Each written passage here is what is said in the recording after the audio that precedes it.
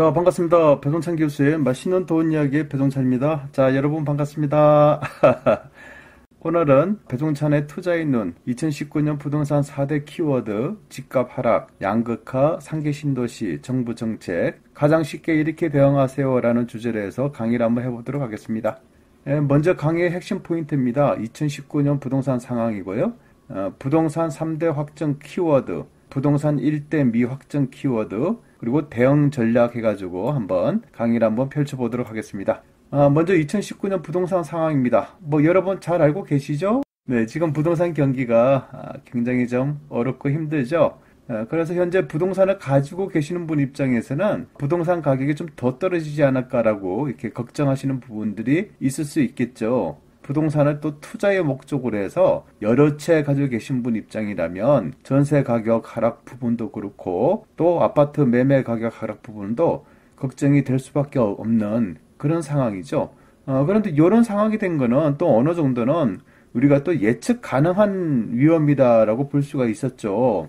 지금부터 2년 전 2017년도로 놓고 보면 정부가 그동안만 하더라도 부동산에 대해서 완화 정책을 피다가 2017년 이후부터는 부동산 정책이 이제 변화되기 시작했죠. 즉 부동산에 대해서 규제 정책 쪽으로 정책 변화가 시작이 된 겁니다. 예를 들어서 이명박 정권하고 박근혜 정권에서는 부동산 규제 완화 정책에 이제 초점이었다고 한다면 이제 문재인 정부에 들어선 이후부터는 이제 규제 정책으로 이제 전환이 됐다는 거죠. 그래서 수요 억제 정책으로 본다면 양도소득세를 중과세하겠다. 또 대출 규제를 하겠다. 재건축 초과 이익 환수제를 또 실시하겠다는 거죠. 그래서 수요 억제 정책을 핀과 동시에 공급을 증가시키는 그런 정책을 또 피는 거죠. 즉 상계 신도시를 발표하고 GTX를 발표하는 거죠. 또 이제 광역교통망에 대해서 이렇게 발표를 하는 거는 이제 서울 지역 부동산 가격이 너무 상승하다 보니까 서울에 밀집되어 있는 요 수요를 외곽으로 좀 분산시키겠다는 목적이라고 볼 수 있겠죠. 그래서 현재 부동산 시장은 가격이 하락하고 있고요. 이것도 가격 하락이야. 정부가 이렇게 정책을 피면 가격의 하락이 있을 수도 있겠죠. 부동산도 일종의 재하라고 볼 수가 있겠죠. 근데 이 재하가 영원히 상승만 하고 영원히 안 떨어지는 경우도 없지 않겠습니까? 아시다시피 석유 가격도 이렇게 1배럴당 100달러까지 갔다가 또 50달러까지 갔다가 이거 부동산 시장에 비하면 엄청나게 상승폭과 하락폭이 아주 크지 않습니까? 부동산도 일종의 재화의 한 부분이기 때문에 떨어질 수도 있다라는 것을 이제 볼 수가 있겠죠. 다만 이제 떨어지는 폭이 다른 실물 자산들에 비해서 부동산은 그나마 좀 안정적이다라고 볼 수가 있겠습니다. 2019년 부동산 4대 키워드로 말씀드리겠습니다. 확정된 3대 키워드는 집값 하락, 부동산 양극화, 상기 신도시고요. 미확정된 1대 키워드는 정부 정책입니다. 그래서 2019년 배종찬이 생각하고 있는 부동산의 4대 키워드는 요 4가지로 꼽습니다. 그러면 확정된 3대 키워드부터 먼저 살펴보도록 하겠습니다. 첫 번째로 보면 집값 하락이죠. 한국감정원에서 전국 주택가격 동향 조사를 보면 현재 7주 연속으로 집값이 이제 하락하고 있다라고 볼 수가 있겠고요. 이 서울 부동산 정보광장에서 보면 2018년 9월 달에 서울에 있는 부동산 저축대 거래량이 12,248건에서 10월 달에는 1,138건, 11월 달에는 3,560건, 12월 달에 2,314건이 거래가 체결되었다고 합니다. 이렇게 보면 이제 12,200건에서 작년 12월 같은 경우 2,314건이니까 좀 많이 거래량이 좀 축소가 되고 많이 축소가 됐죠. 이렇게 2019년 올해 입주 물량이 이제 38만 2천 건이죠. 보통 이제 평균적으로 입주 물량이 한 30만 건 초반에서 왔다 갔다 하는데 이렇게 입주 물량이 38만 2천 건이나 된다는 것은 전국적으로 그래서 입주 물량 때문에 가격에 좀 하락 압박을 계속 받을 수가 있다는 거고 따라서 전반적으로 집값 하락을 예측할 수가 있고 현재 이러한 영향 때문에 집값이 좀 떨어지고 있다라고 볼 수가 있겠고요. 두 번째 키워드로 본다면 부동산 양극화죠. 이 부분에 대해서는 제가 상위 20위와 하위 20위라는 그런 주제로 해서 제가 방송 한번 내드렸죠. 그래서 상위 20군데 속에는 서울을 비롯한 부동산 가격이 많이 오른 지역이 있고, 하위 20군데는 지방에 있는 도시들이 하위 20군데를 차지했죠. 그래서 혹시 그 방송을 안 들으신 분들은 왜 이렇게 차이가 나는지 한번 들어보시기 바라고요. 그 핵심은 그렇죠.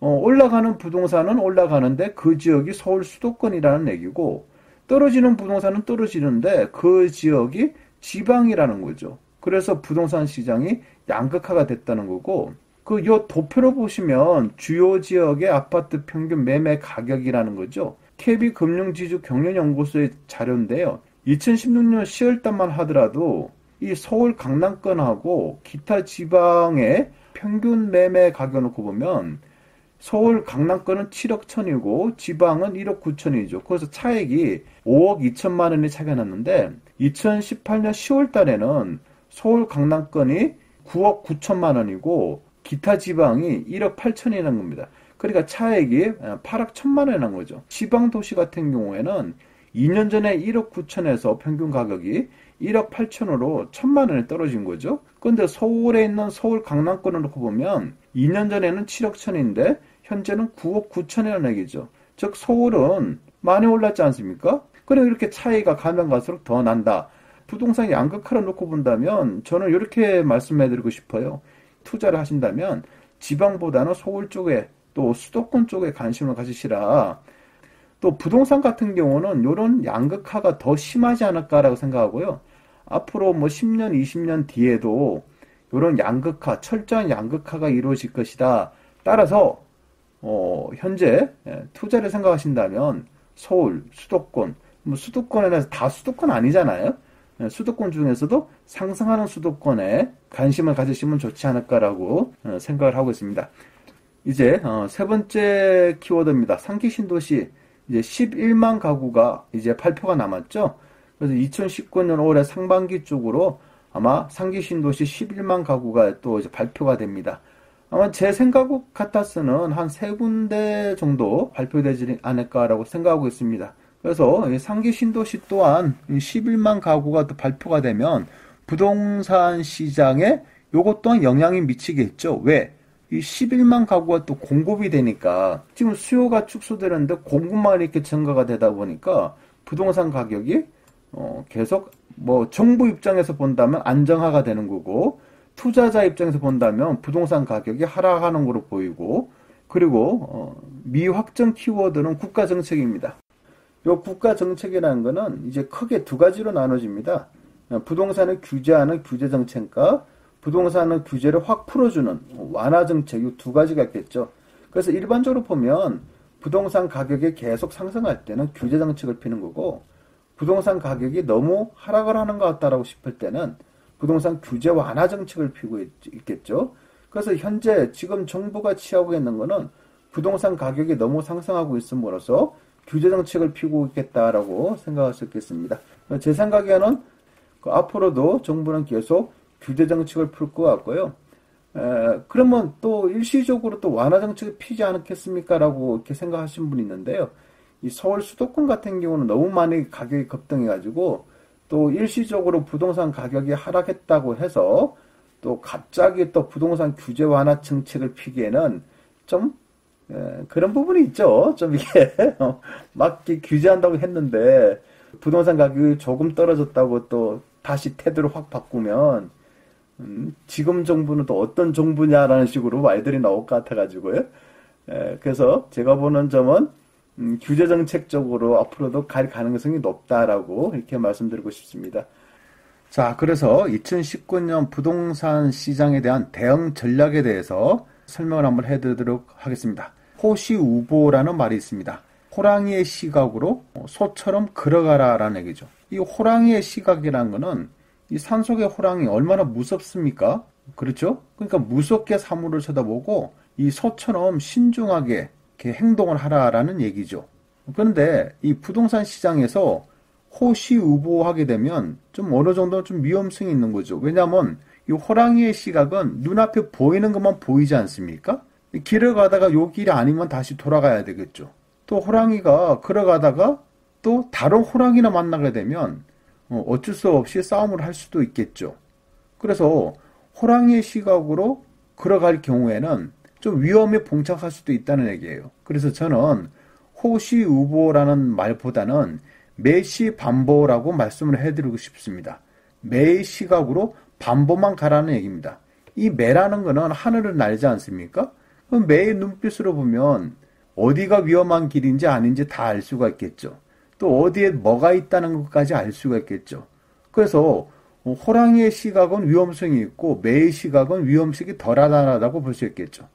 매시반보하라는 제 말은 멀리 보라는 얘기입니다. 또 길게 보라는 얘기입니다. 그리고요, 우보, 소의 발걸음이 돼 반보만 더 가라는 얘기예요. 제가 분명히 말씀드리는 거는 하락장에도 상승 종목이 나올 수가 있고 상승장에도 하락하는 종목이 나올 수가 있다는 얘기예요. 이 부동산 시장 또한 마찬가지입니다. 남들은 다 하락할 때도 오르는 종목이 있다는 얘기죠. 또 남들은 다 올라갈 때도 또 내려가는 종목이 있다는 얘기예요.